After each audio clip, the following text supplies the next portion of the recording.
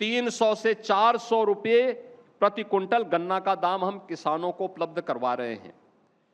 और आज के दिन पे 122 चीनी मिलों का संचालन यूपी कर रहा है।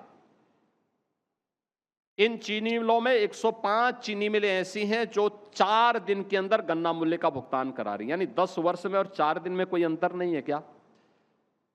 यानी 4 दिन के अंदर गन्ना मूल्य का भुगतान होता है।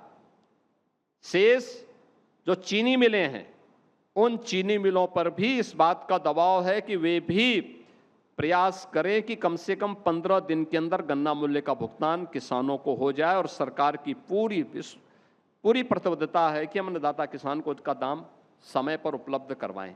आज किसान में के दाम को, किसी भी उपज को बिचौलियों के माध्यम से नहीं, सरकार सीधे उनसे खरीदती है। अगर मार्केट में अच्छा दाम है, किसान स्वतंत्र है, मार्केट में अपने उपज को बेच सकता है। लेकिन अगर मार्केट में दाम नहीं है तो एमएसपी में लागत का 1.5 गुना दाम पर सरकार उससे खरीदेगी और सरकार फिर उसको अपने स्तर पर आगे मार्केट तक पहुंचाने का काम करेगी। अन्नदाता किसान को परेशान होने की आवश्यकता नहीं। आज किसान के लिए प्रधानमंत्री फसल बीमा की योजना भी है, सॉइल हेल्थ कार्ड की भी योजना है। आज किसान के लिए हर प्रकार की सुविधाएं उपलब्ध करवाई जा रही है। यानी खेती में जो विकास दर बढ़ी है, उस विकास दर के पीछे ये डबल इंजन सरकार के द्वारा जो उसको फैसिलिटी उपलब्ध कराई गई है, उसका परिणाम आज यहां देखने को मिल रहा है। एमएसएमई में जो दम तोड़ चुका था, जहां कारीगर प्लान कर चुका था, वह फिर से आगे बढ़ा है। आज के दिन पे यूपी देश के अंदर सबसे ज्यादा एमएसएमई यूनिट को संचालित कर रहा है। 96 लाख एमएसएमई यूनिट वर्तमान में यूपी के अंदर संचालित हो चुके हैं। 96 लाख। हर एक यूनिट को सरकार 5 लाख रुपए की सामाजिक सुरक्षा की बीमा भी कवर उपलब्ध करवा रही है। और 3.25 करोड़ युवा इसके साथ रोजगार के साथ जुड़ चुके हैं। यानी जो पहले से मौजूद था, हां, इसके लिए हमें उनको टेक्नोलॉजी देनी पड़ी, हमें उनको डिजाइन देनी पड़ी, पैकेजिंग के साथ जोड़ना पड़ा, मार्केट से लिंक करना पड़ा। और सरकार ने उनके लिए कॉमन सर्विस सेंटर बना करके उनकी टेक्नोलॉजी को अपग्रेडेशन की दिशा में जो कदम बढ़ाए हैं, आज उसके परिणाम हम सबके सामने आए हैं। तब यूपी इस दिशा में आगे बढ़ा। मित्रों, यूपी जैसे राज्य के बारे में मेरा मानना है, सुशासन के लक्ष्य को प्राप्त करना है तो कानून का राज स्थापित कर दीजिए, सुरक्षा का बेहतरीन माहौल दे दीजिए, अपने आप सुशासन के लक्ष्य प्राप्त होते हुए दिखाई देंगे। और उत्तर प्रदेश में इस कार्य को प्रभावी ढंग से आगे बढ़ाने के लिए सरकार के स्तर पर जो प्रयास प्रारंभ हुए, आज मैं मानता हूं, मुझे अच्छा लगता है जब लोग कहते हैं कि यूपी मॉडल को सुरक्षा के इस मायने में लोगों ने अडॉप्ट किया। यूपी का नाम वहीं पे नहीं आ रहा है। पहले एक मान्यता थी, मैं दिल्ली में अक्सर देखता था, राज्यों की सूची आती थी, राज्यों में किस योजना में कौन राज्य टॉप 3 में है, कौन कौन राज्य हैं टॉप 3 में। यूपी का कहीं पता नहीं होता था। हम ढूंढते थे यूपी कहां है, ओह यूपी तो बॉटम 3 में है। हम लोग कुछ बोल भी नहीं पाते थे, क्योंकि उस समय सरकारों की मानसिकता ऐसी थी। आज मैं कह सकता हूं, देश के अंदर कोई भी स्कीम हो, कोई भी स्कीम हो, किसी भी स्कीम के अंदर प्रधानमंत्री मोदी जी के नेतृत्व में पिछले 12 वर्ष में 100 से ज्यादा वेलफेयर की स्कीम निकली हैं। इन स्कीम में आज के अंदर आप देखेंगे यूपी हर एक स्कीम में टॉप 2 में यूपी का नाम आता है। हर एक स्कीम में यूपी का नाम आता है। और यूपी में स्कीम सफल होने का मतलब स्कीम अपने आप में देश के अंदर सफल हो गई, दुनिया के लिए एक मॉडल बन गई। किसी भी योजना में आप देखेंगे, आज गरीब को मकान मिला है और लगातार दिए जा रहे हैं। हर घर में शौचालय बन गए हैं। हर गरीब के पास अपनी वे सुविधाएं प्राप्त हो रही हैं जिसके लिए वह दशकों से लालायित था, आज उसको प्राप्त हुआ है।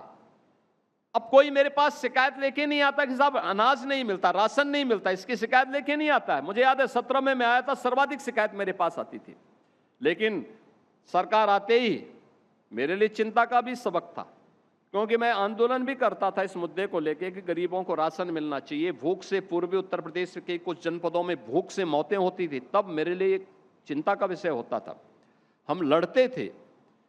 आज मुझे बताते हुए प्रसन्नता, हम लोग आए, हमने पॉस मशीन लगाई। स्वाभाविक रूप से फेयर प्राइस शॉप के संचालक इसका विरोध करते, उन्होंने विरोध किया भी। मैंने उनको समझाया, मैंने कहा भी देखो पहले क्या होता था वो जाने दीजिए, हम आगे से सुधारना चाहते हैं, आप लोग योगदान दीजिए।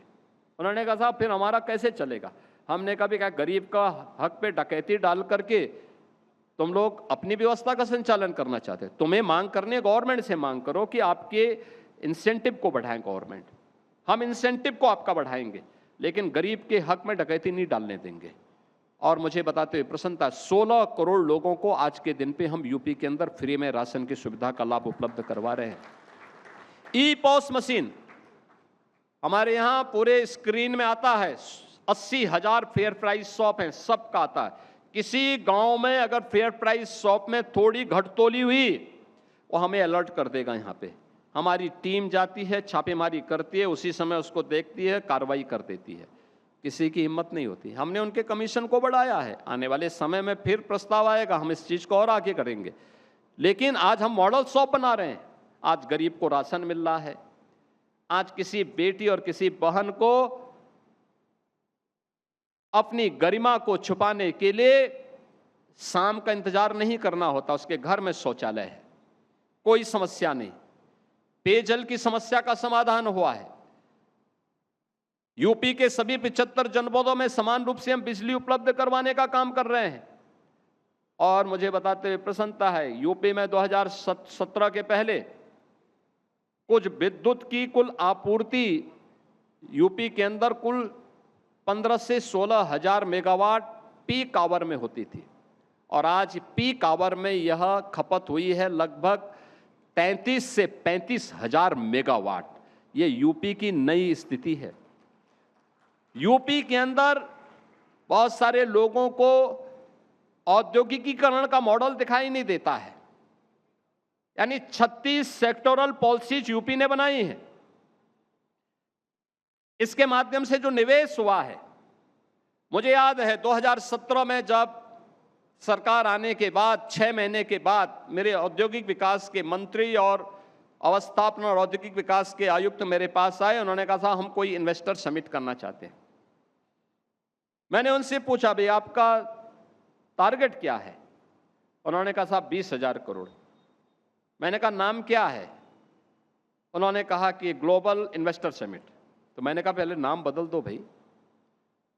मुझे देखे, मैंने कहा भी देखो ग्लोबल शब्द आपने रखा है और टारगेट है 20,000 करोड़ का, तो 20,000 करोड़ तो एक जिले का होना चाहिए, इसको डिस्ट्रिक्ट इन्वेस्टर समिट रखो। ये ग्लोबल नहीं, ग्लोबल के लिए आपको टारगेट बड़ा करना पड़ेगा। उन्होंने कहा साहब यूपी में कौन निवेश करेगा? मैंने कहा 6 महीने हुए हैं ना, अभी कुछ तो बदला होगा। उन्होंने कहा साहब समय लगेगा, अभी विश्वास बहाल करने में समय लगेगा। हम जिससे भी बात करते हैं वो हाँ तो कहता है, लेकिन निवेश करने को तैयार नहीं होता है। मैंने कहा मेहनत करो, पॉलिसीज बनाओ। इन्वेस्टर समिट के पहले हमारी कुछ पॉलिसीज आनी चाहिए। पिक एंड चूज नहीं होगा, अनावश्यक विवाद में पड़ने की आवश्यकता नहीं। मैंने कहा एक्सपर्ट की राय लीजिए, पॉलिसी तैयार करो, पिक एंड चूज नहीं करेंगे। और आज मुझे बताते हुए प्रसन्नता है कि हमारे पास 34 से अधिक सेक्टोरल पॉलिसीज है। 50 लाख करोड़ रुपए का निवेश के प्रस्ताव हमें प्राप्त हुए। 50 लाख। जिस राज्य में 20,000 करोड़ का निवेश नहीं आने को तैयार था, आज 50 लाख करोड़ के प्रस्ताव प्राप्त हुए हैं। 15 लाख करोड़ को हमने ग्राउंड ब्रेकिंग कर लिया है। 7.5 लाख करोड़ हमारे पास तैयार है। उसके लिए कोई तिथि तय करते हुए हम उसको भी ग्राउंड ब्रेकिंग कराने की तैयारी कर रहे हैं।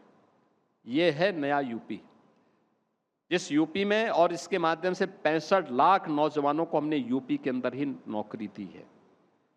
ये सभी कार्यक्रम आज यूपी के अंदर चल रहे हैं। आज यूपी के अंदर इंफ्रास्ट्रक्चर का मॉडल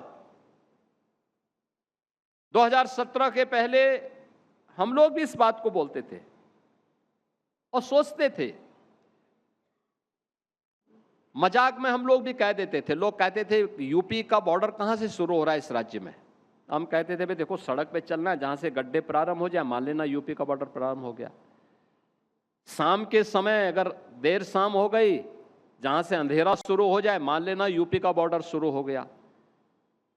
आज मैं मानता हूं यूपी के अंदर सड़कें देश के अंदर किसी भी राज्य की तुलना में अच्छी मिलेंगी। सबसे अच्छी सड़कें यूपी की मिलेंगी।